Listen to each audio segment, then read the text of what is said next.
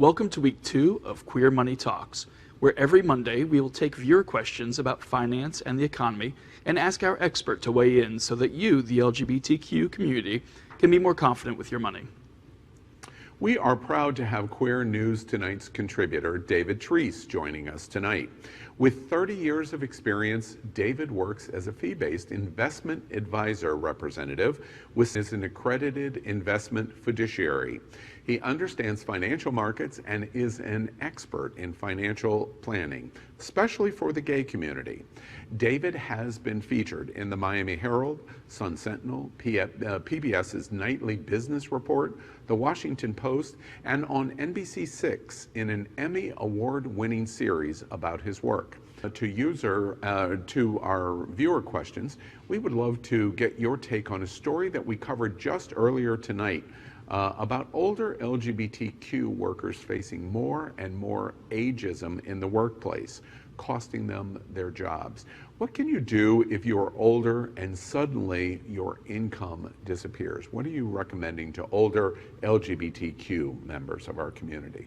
It's always sad when something like this happens. In every recession, it seems like the older workers are often more at risk of being let go. Often they may be making more money too, so that's one of the reasons. The big thing we like to say in financial planning is be prepared.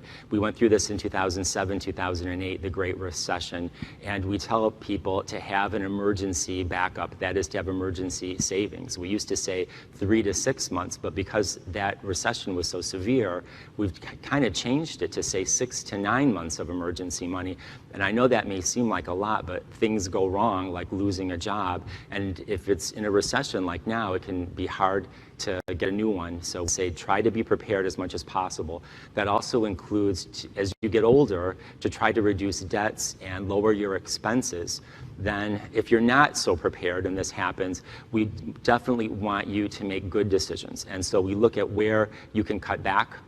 Part of our advice often as we get closer to retirement is to tell our prospective retirees to downsize, to reduce all of your expenses, that maybe some of the fancy things that you enjoyed when you were younger, you can let go. And there's a big emotional element to it, but what we really want you to have is peace of mind. So we want you to reduce your spending, and this emotional element is so strong. We want to make sure you don't make bad decisions. For example, get into high interest loans, or that you don't cash out retirement plan before 59 and a half. This year that 10% penalty is waived, but we want to make sure that you don't make those kinds of decisions.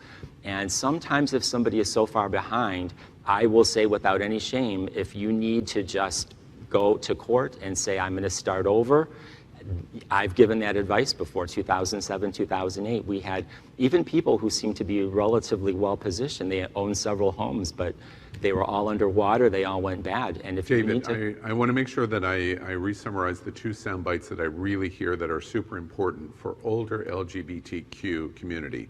Your first recommendation is to try to get yourself to the point of having 6 to 9 months savings. Yes.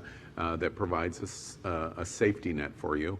And second, as you get older, to begin to downsize and start to minimize normal expenses that you would do that you don't feel like you need to do anymore. That's correct. Yes, we do plans, and we try to really forecast that you're not going to run out of money. And if you're wealthy enough, maybe that's not going to be an issue. For a lot of people, that is a concern. People underestimate their longevity too. So we want to make sure that you're not going to have problems when you're older. Well, David, I don't know about you, but I'm going to live to 124, so I've got to plan my money very well. We have some viewer questions tonight, and David, let's start with you. Yeah, starting off, a viewers asked, what are the hurdles that come with first-time home buying? You know, that's a great question, because when you're young, this is one of your first opportunities to make a terrible mistake. So we want to make sure that you do your homework, because this is going to be, at that point in your life, probably the largest purchase and the biggest expense that you've had. So we want to make sure that you do your homework, that you know what you're getting into.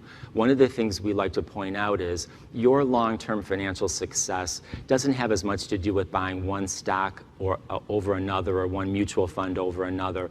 It's not making huge mistakes like getting into too much debt. That happened to, again, a lot of people in 2007 and 2008. So know what you can afford and try to understand what the expenses will be. If you've always been renting or living with your parents, then you've never had to pay property taxes or property insurance, and there may be all sorts of different kinds of insurance. So really try to study what this is going to cost you and make sure, again, you've got a cushion. David, I'm curious, as you say that, you're gay, of course, and you're advising our viewers, which are in the LGBTQ community. Have you noticed in your career, is there any difference in the LGBTQ community versus outside of our community in spending or getting into debt? Do we do it easier, or is it the same, or we do better? Have you noticed one way or another? Yeah, there are some differences, but a lot of it has to do with like the lack of marriage rights and for couples, things like that. I think that sometimes it's just normal human nature that you want to spend, and I'm not sure that that's particular to the LGBT community. So I do think that we need more financial education, and that's certainly true in the LGBT community as well. So I'm not going to say that we're better or worse than anybody, but we definitely need to be educated. You also said something related to this viewer's question that I want to draw attention to, which I wouldn't have necessarily thought of. In the purchase of your first home, if you're an LGBT member of our community, your purchase or your pursuing purchase, it could be a 5-year plan to purchase a house, you're recommending a financial planner in addition to a real estate agent. It's both things are very important. Some of this you may be able to do on your own if you really study this, but we give this kind of an analysis and opinion all the time to our clients. Can you afford this? Is this too much? What do you need to look at? I have people all the time, even who are older LGBT people, who say, I don't want to own a house anymore. I want to let it go, and I'm just going to rent for the rest of my life. And we'll do those calculations, and that can be a reasonable decision. You don't have to necessarily own a home forever. So we just look at what you want and how you can reach your goals. Okay, we have another viewer question. Ty's going to ask. Sure. We have a viewer who asks, why should I diversify my stocks? Diversification is really for risk control. So the idea is not to put all of your eggs in one basket. If you have just one stock, it could go through the roof or it could go bankrupt and you could lose everything. So that's also the nature of mutual funds, which are basically baskets of stocks. You could have 100 different stocks within one mutual fund. Now, the interesting thing about that is you still have to know, am I diversified? What does diversification mean? And maybe, do you even want to be diversified? If you're younger and you're really trying to grow for the long term, you might not want bonds, which are going to be very conservative and kind of a drag on your portfolio. So you may want to be completely growth oriented. It depends a little bit on your risk tolerance and your time frame. Generally, as we get older, we want to control the risk, and so then you do want more diversification. And David, another question. Yeah, another viewer has asked, I have never saved money before. Where do I start?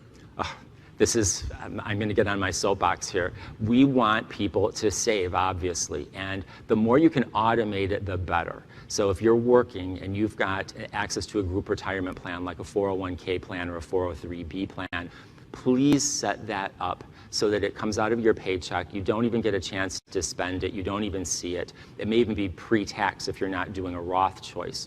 And then this will grow for you. I have had people just set up a small amount, and over the years, they're just amazed at how quickly it will grow. If you don't have access to a group plan, you can still do something on your own. You can do a simple IRA.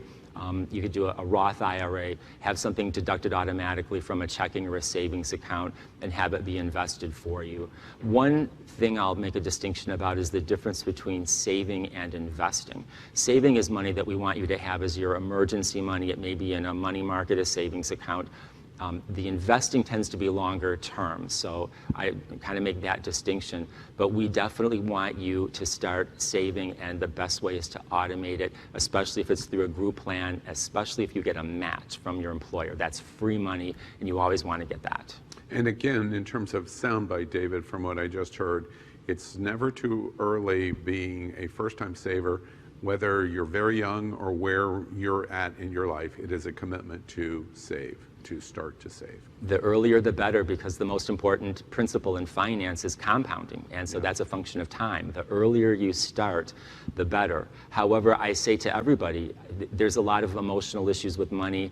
We deal with money shame, money silence, people who are older and don't have as much as they think they should have accumulated. Wherever you are, you have to get started then, and then just move forward, but you still always want to save so that you've got Well, your David, you've ruined my joke, because I was going to money shame the joke that it's too late for Ty, but since you said don't money shame, I can't tell that really funny joke that I was going to tell. But maybe next week we'll Work on return to funny. that. Yeah, that is week 2. This is an interesting new segment that we're doing at Queer News tonight called Queer Money Talks. And we look forward to having you back next week as well with more expert advice for the LGBTQ community and getting very specific for our specific needs. You heard tonight David's reference to how money saving and investment may be different because you're not married, or it's two partners that don't have legal contracts, etc. So thank you for your time tonight, and we'll welcome you back next Monday. Thanks for having me. All righty.